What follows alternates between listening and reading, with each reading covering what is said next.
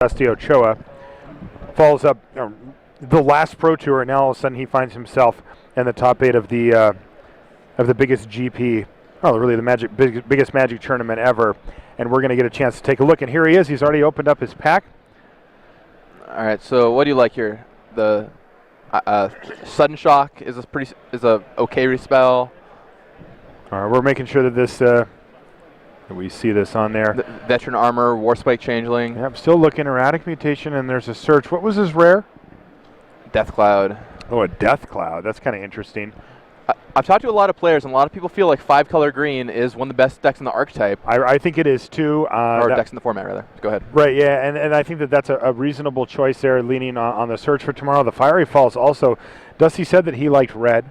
He was told the text guys, he told Nate and Blake that he likes red. And I wouldn't be too surprised to see him take that here either. It's a flexible spell that can end up going in a bunch of different types of decks.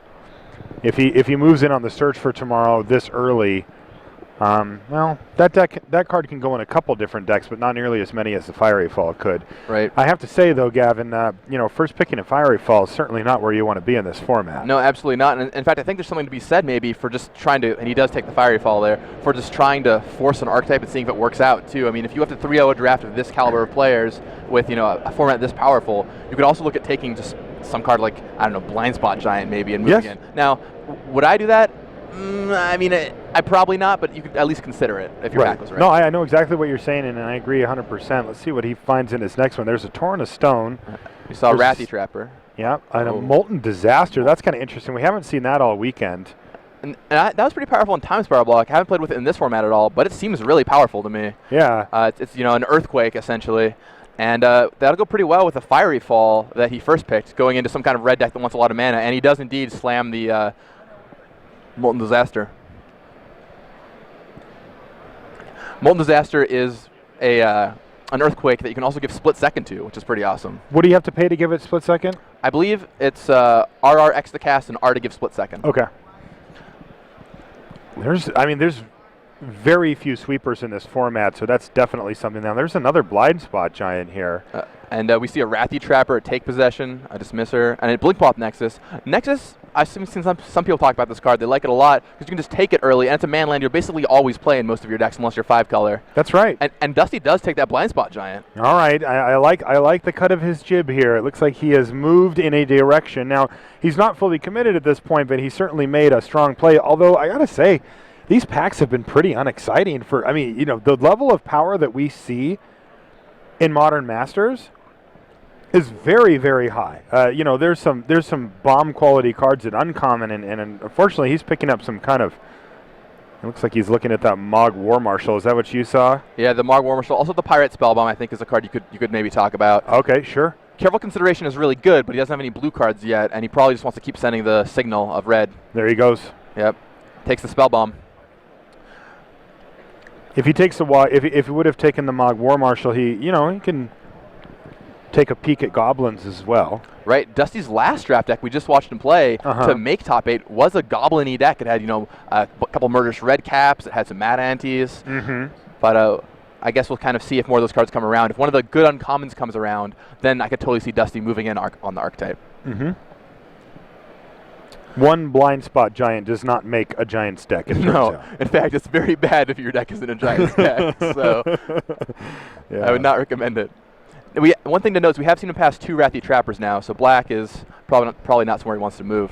That's a good point. Flicker Wisp and Imperiosaur stand out in this pack for me. Wow. So do you like taking Flicker Wisp over Imperiosaur because it might lead him down a Giant's path? I think I like Flicker Wisp over Imperiosaur. Flicker Wisp is so good in an aggressive deck. It's a 3-mana 3/1 flyer, and it blinks something right out, and he takes Imperiosaur. I think it's very close. I could go either way. Yeah, Imperiosaur is one of the better cards in the format. Period. I mean, it's just amazing how good big power and big toughness for Chief Mana still is. I mean, even with all the crazy interactions and all the great stuff going on in this set, sometimes you just play a 5/5 on turn 4 and say go, and put a ton of pressure on your opponent. Right. I mean, 4-mana 5/5s are rare in mini sets, and here we have one at common that just puts on the clock on your opponent so fast. This pack we see a Pestermite, another Fiery Fall, a Blight Speaker, A Kithkin Greatheart is there if you're still thinking about the Giants route. This draft could go in a lot of different directions right now. Yeah, Stink Drinker, Daredevil, but you kind of want to have the big stuff before you start picking those up, I think. Yeah, I agree. He is, interestingly, still fairly open here as being just base red. He could go any direction. Yeah, I feel like there are several cards in this pack that are totally reasonable. All right, looks like he is leaning on that Giants angle here. He's kind of interesting pick there after taking the green card. Worth noting is there was a blind spot Giant in the first pack. Dusty might expect it to table, and if it does, that's a pretty good sign that Giants is available. This pack we see Dirkwood Balleth, another Kithkin Greatheart, Stinkweed Imp. I kind of like the Greatheart here. If you're going to go into the Giants deck, you want a lot of those. But, I mean, he's green-red right now. Like, it's true. He is green-red. Like, he made that decision to be green and not white, you know, and it looks like he's committed to that plan here. It's a little weird with the blind spot Giant because he's not going to have as much support as he'd like. Yeah. What does he pick up here? Let's see. Well, if he wants to stay green, there's the Wood Readers. But if he's aggressive, Brute Force is an awesome trick for 1 mana. So I would look at either of those 2 cards probably. Yeah. He went with the Wood Readers. I kind of thought he was going to take the Brute Force there, but... It's interesting. As deck was looking to my head, I was thinking, okay, he might go kind of aggressive with this blind spot Me Giant. too. But he seems to be favoring the more defensive cards a little bit. Yeah. So it's possible he has a totally different deck in mind. Maybe some kind of Giant deck that's a more control base where you have your Stink Drinkers and then you use that to cast a Thundercloud Shaman to wipe the board or something like that. Sure. Pick up some suspend green guys and then some burn spells in red and kind of fill out the middle. I've drafted a lot of red-white Giants. It's one of my favorite archetypes in the format. But red-green Giants I have no experience with. Yeah, so I've never done that one myself. some uncharted territory right here in the top 8 of the tournament. But how everything kind of mixes and mashes together is what makes Modern Master so interesting to me. Absolutely. There's a Rune Stalactite, but there's a War Spike changing, and man, the Sudden Shock came back too. You wouldn't really normally expect to see that Sudden Shock still sticking around in this pack. No, neither would I. And I think this is actually a pretty close choice for Dusty here. He looks like he went for the Giant. I mean, hey, if you're going to be half of the Giant's color, you need to pick every on-color Giant. War Spike Changeling, well, that counts. Yeah, and I was leaning toward the Changeling as well. 2 damage also just isn't as much in this format as it is in some other formats. No. I mean, we have those common 5/5s to deal with. Exactly. All right, well, there's a Giant for you if that's what you want. There's also a Saltfield Recluse, but I think he's just going to take the Thundering Giant here. Yep. Sounds like we're going firmly down the Giants path if you're Dusty Ochoa. Interestingly, he could still veer off. Sure, he's got a couple of decent green cards, namely that Imperiosaur, but if he opens the Cloud Goat Ranger in this next pack, do you think he's going to pass it? I don't think so. There's no way. Otherworldly Journey is a card you could take here, too, that would also potentially give him some white options in the second booster. He can hedge a little bit. He's looking like he's just got the grip in mind here, but... Nope.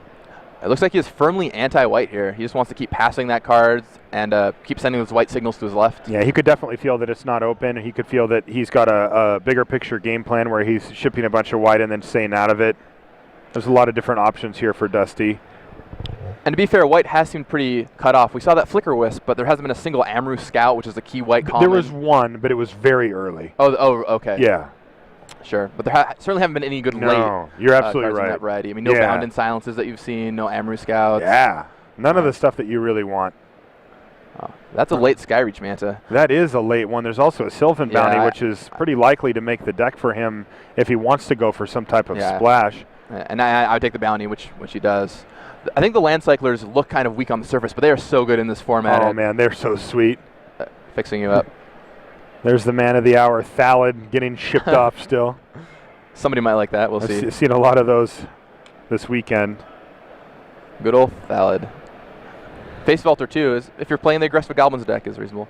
So Moldavine Cloak and Sandsword in the last pack takes the Moldavine Cloak. And now we get shipped one more card that is predetermined for him. But it's interesting. I mean, Sandsor and Moldavine Cloak are 2 fine cards, and there's the last pick, Thalid. It just shows, it speaks to the quality of the cards in this set. There's just so few unplayable cards. Yeah. All right, here's his second pack, up close and personal. This is what he's. Oh, never mind. Sorry. so kind of organize it.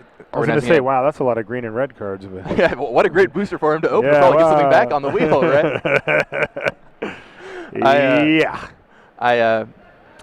But I am excited to see what he gets in the second booster, and I feel like this booster will really define the tenor of the rest of the draft for him. I mean, he's going to go more controlling, go completely aggressive. Maybe he switches into a different color if he opens up a bomb.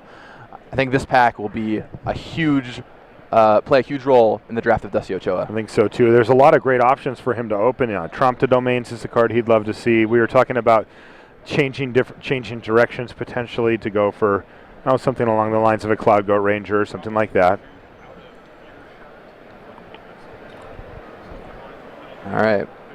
Well, so he's about to open up. Other cards at common you'd want to see are just another blind spot giant. I mean, those guys are fantastic in the Giants deck. Yeah, but I mean, if he opened one, would he expect to wheel it? Oh, let's take a look at his pack. Well, I'll ask you that again. Oh, well, baby, there's a card you can splash. Speaking of bombs, there's Moloku the Clouded Mirror. I think you have to take that, and he does. He windmills Moloku, and this is one of the reasons why it's one of the top few cards in the whole format, because you can also splash it. Right, yeah. Mini Pro said this was in their top 5 cards. The swords were at the top, but after that it was like Una, Moloku, and maybe like Skeletal Vampire or Elspeth or something. Yeah. Moloku is phenomenally powerful. And especially to back up your quick Giants deck, or even your mid-range Giants deck, you have these guys that, they're getting some damage, maybe they gum up the ground a little bit, and then suddenly you're making all these 1/1 flying tokens, and that just gets right past your opponent's defenses. Yep. So a great pickup for him here. Let's see if we can Thundering Giant, Feud Killer's Verdict. There's 2 Crush Underfoot in this deck as well, so he can expect to try to get one of those back. It looks like he's pulled the Vivid Grove to the front. There's that Verdict. There's also a Blinding Beam, which I have to think that if he's anywhere near white, he'd love to have one of those in the deck. There's an Arcbound Ravager, which seems probably pretty miserable in his deck currently. Yeah, I don't think he's going to take that Ravager unless he feels like he's going to move somewhere totally different. Mm-hmm. He should feel comfortable about getting one of those Crush Underfoot back, and it'll be interesting to see, because if they're both gone, his eyes should get very big, and he should be scared. That is bad news. And note how Dusty's keeping himself open here. He's taking the Vivid Grove, meaning he could do a lot of things, and with the Moloku, I mean, he wants to be able to splash it in his Giants deck potentially, but he could also go a lot of different directions. That's right. So a Rift Bolt here seems like a pretty straightforward pick. Pretty straightforward, yeah. Yeah, picking up that Vivid Land right after picking up a Splash Bomb isn't too bad either. And it looks like he's looking at Terramorphic, but oh, wow. Oh, he goes for Terramorphic. So maybe we can see Dusty changing gears a little bit here. Could be. If he just wants to go into like a 4 or 5 color deck, you're seeing a lot of mana fixing come his way already. We saw that Grove, a Terramorphic. There was an Etched Oracle in that booster pack. Yeah. I mean, and there was some late Sunreach Mantas in the last booster. So it's very possible that he could just be trying to shift into something totally different. Mm-hmm. And it looks like it. I mean, based on the picks he made early in Pack 1, I would have thought he would take that Rift Bolt for sure, just because he looked like he wanted to be really aggressive. But apparently that's changed here. Well, he's picked up a Kiki Jiki here. That can be pretty interesting. Kiki Jiki, Thirst for Knowledge, Kadama's Reach, and 5-color green deck. Torrent of Stone, a lot of good options in this booster pack. Tons of good choices here. This is a stacked pack. There's also a Thirst for Knowledge, a Wrathy Trapper. There's a lot of good cards in this one. This pack is very good, and this will really set the tone for the future. If he takes that Kadama's Reach, I think it means he's kind of moving in a different direction. Yeah. Or if he takes the Torrent of Stone, he's going to, stay on the target he was on before. What would you do here, Marsh? I think I'd like Kadama's Reach to be able to move in, but I wouldn't fault him for taking Torrent of Stone or, some type of removal spell. I like the idea of picking up the Kadama's Reach, basically ensuring that any splashes that I make are good, and then going into the third pack just very wide open. Yep. Ooh, there's a Penumbra Spider for him. I like that Spider a lot. He's still looking at the rest. Oh, and Incremental Growth is hiding there in the back, but I think I just like that Spider. Me too. It looks like he's planning to open a Trump the Domains in the next pack. That's how that works, right? You just plan for it and then it's there. Yeah, proper planning. Come on. The Brian David Marshall theory of drafting. No, he knows what he wants when he opens a pack. Let's see. Moldervine Cloak.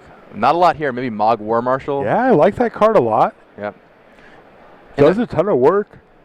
In the Red-Black Goblins deck, it's one of the most important commons in the 8-4 drafters that have drafted the Goblins deck, and in some kind of mid-range green-red deck, it can still do a lot of good work. Mm-hmm. And it looks like he does take that Mog War Marshal. And it bears your name, so there's always that going Indeed, for it. It's one letter short, but we'll forgive it. All right, there's a Warspike Changeling and a Vivid Crag here.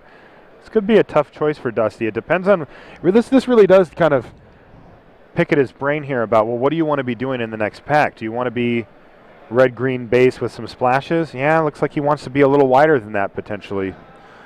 I feel like Dusty really needs to make up his mind here. We saw him pass that Kodama's reach, but he keeps taking these vivid lands. So, you know, his deck is kind of going a couple different directions right now. It is. Warspike Changeling would have been fine for his the giant side of his deck there.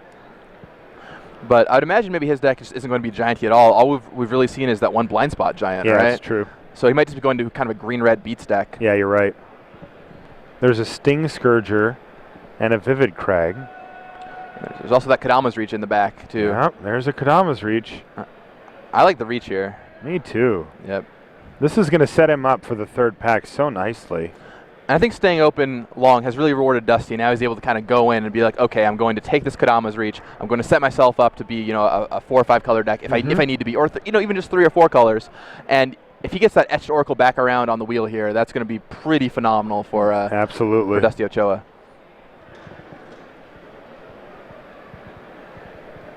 All right, there's a Dirkwood Baloth that he's pulled aside, an Antuco Shaman, and a Thallid Shell Dweller, too. And look how stacked this pack is for green. There's still 4 perfectly playable green cards in this pack. Absolutely. I think I would take the Baloth here. I think so, too. I like the Shell Dweller quite a bit, too, though. Depending on what I've passed, I might want to pick up that. Just it's a really strong defensive card. It blocks so many things, and it produces Saprolings, too.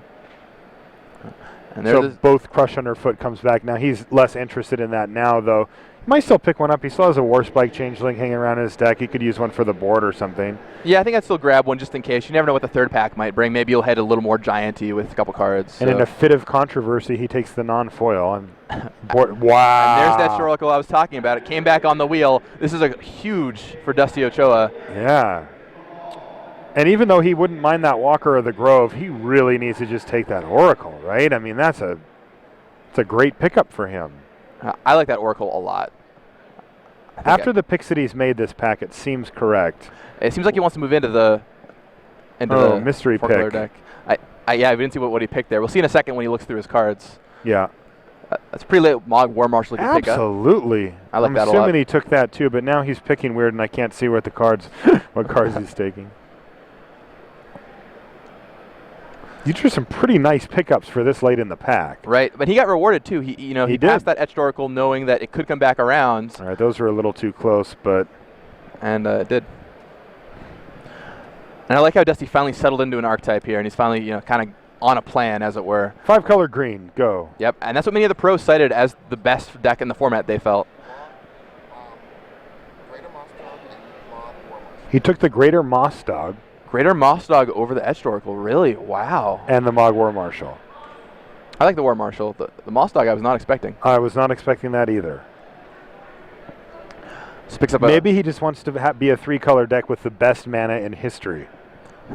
I like casting my spells. Wow, last pick Ivory Giant. That's kind of nice. That's crazy. All right, we're going to get a look at his pile here and kind of see what he's come up with. It's definitely changed directions multiple times throughout the draft here. That Moloku is certainly going to help him. The Moloku is definitely going to help. He picked up a Torrent of Stone. He picked up a bunch of green creatures that are pretty darn good. Penumbra Spider. He picked up that late Mog War Marshal. He picked up some mana fixing. This actually looks like a pretty good red-green splash blue control deck almost. You have a lot of removal spells. You have some big guys to clean up the ground. You've got this Molten Disaster you can ramp into and just, demolish your opponent's board. Also, on those lands, something we were talking about earlier is just your deck is so full of playable cards, or your card pool has so many playable cards at the end. Taking those lands highly can be a pretty good choice in this format. Yeah, that's a very Lauxy strategy. Whenever you cube with John Laux, he has a similar thing because he figures, well, I'm going to take 10 picks that are lands in a cube. You can't quite get that many here, but those aren't real picks. Those I get to play all these cards. It makes sense. Right, the average card in Modern Masters. I mean, there just aren't many unplayables, right? There's very few. And so you'll probably end up with a pretty cohesive deck, and you want your mana to be as good as possible. All right, so here's his third pick, Dusty Ochoa's, who we're watching here. There's a foil Flicker Wisp. Sentinel Wood Reader, Sporloth Ancient, Glacial Ray. Aaron Ephemeron, but I don't think he can support that Ephemeron. Looks like the blue is just a splash from Moloku. I think so too, which is great. It's a late game play anyway. It doesn't require any more blue mana other than when you just cast it. Looks like he just wants the Glacial Ray here. Yep. I like the Ray, especially if he's going for that kind of more controlling green-red deck like we were talking about earlier. He just wants as many removal spells as he can get so his Dirkwood Bailouts and Imperiosaurs come crashing through. That's right. Awkwardly enough, I don't know if he can play the Imperiosaur, though, with so many Vivid Lands that he's considering playing. That's a bit of a non-bow. I mean, you can still play it on turn 6 or something. But yeah, that's fine. not quite as impressive. Not as would impressive. Be on turn 4. Yeah, he'll be fine. I mean, how many Vivids does he have? 3? I think 3, yeah. Yeah, he's fine. Yeah. I mean, I'd still do it. It's just, a liability. So we see Blind Spot Giant. Probably doesn't want that. Grinning Ignis. Empty the Warrens. Pretty weak pack here for Dusty Ochoa. Absolutely. Grape Shot, Sylvan Bounty. Just not a lot going on. Take Empty the Warrens. Wheel Grinning Ignis. Maybe. Question mark? It's possible I could see taking the Blind Spot Giant because you already have one, and you could maybe play that Crush Underfoot if you get enough critical mass, and he does take the Blind Spot Giant. Okay, that's interesting. He also has the War Spike Changeling. Right. It's okay. Not okay. a great place to pick up a Blind Spot Giant there, though. No, I mean, might have wheeled anyway, and it's pretty early in the pack. He certainly was hoping for something more powerful than that. So let's see. We see a Stink Drinker, a Rift Sweeper, a Pardic Dragon. Now, Pardic Dragon seems just like the card Dusty wants for this deck. I agree. You ramp into Pardic Dragon, or you clear the board and then play it, and then it can clean up the game. Love it. Last card in the pack, and he brought it right to the front. Yep, absolutely. Just never suspend it. That's the lesson That's there. the rule. Yeah. I tried it once when my opponent was mana screwed, and it still never got into play. So. Oh, man, you just have to stare at it suspended in his little in-between world. All right, there's a Thallid Germinator and a Sentinel Wood Readers. And a Sporloth Ancient, which is worth looking at, too. And a Sporloth Ancient. I kind of like the Wood Readers here just because the green-red deck doesn't have a lot of card advantage. I mean, I think it's a weaker card out of context than Sporloth Ancient or even Thallid Germinator maybe, but I think he just needs it to be able to get ahead on cards going along. Okay, yeah, he's got 2. This will be his second, and he has the Kadama's Reach, which can help power through to get to the kicker cost on those Wood Readers. What do you think there, Marshall? I like it. I thought your reasoning was very sound.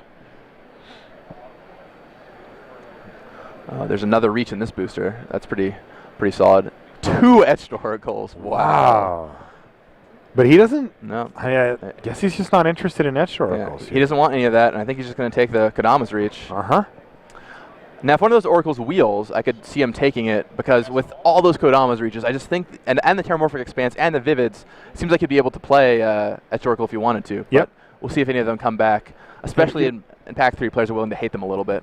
And, we were just talking about card advantage, and that card is a great source of it. Another Kadama's Reach. I don't know if he can run this many of them. Like,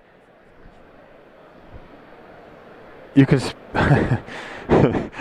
Rashad says you can splice Glacial Ray onto that card. It's totally true. Yeah, I didn't think about that. Just like in Kamigawa block. That's how we drew it up. Nothing green like red arcane deck. Turn 5, kill your 2-drop, get some lands, your move. You want to talk about card advantage. There's some card advantage for you. Oh, man. Oh, there's a Skyreach Manta. But again, is he not interested in cards like that here? I feel like regardless of if he was before or not, I really like taking the Manta here just because. I do, too. Even if he's just playing 3 colors, a 5-mana 3/3 flyer is passable. And he could throw one random basic in with all of those Kadama's Reach. He can get away with it. Yeah. I like the Manta here, but it looks like he's taking a long look at that Stink Drinker. He's already splashing blue for the Moloku, so the Petals would be another source of card advantage he could take if he wanted to. Yeah, absolutely. And it's arcane. You can splice onto it with that one Glacial Ray he has. I'm sure Rashad was just thinking that. I'm all about splicing onto obtuse things. So. Rashad's dream is to play Kadama's Reach and splice 2 Glacial Rays on it. Yeah. And a Desperate Ritual and who knows what. All right, he does take it. And, you can tell that he's concerned about what you had just brought up a few picks ago about being able to I mean, we've talked about it earlier today, Gavin, but there's the classic ramp into nowhere, right? You're like, Kodama's Reach, go.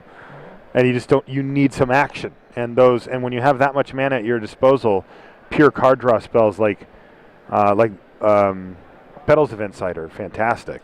And here we see a Warspike Changeling and an Intuko Shaman. I think it's between the two. I think I like the Shaman just because it puts you up a card, but I think they're both in pretty good consideration. I generally like the Shaman, but didn't he take a Crush Underfoot?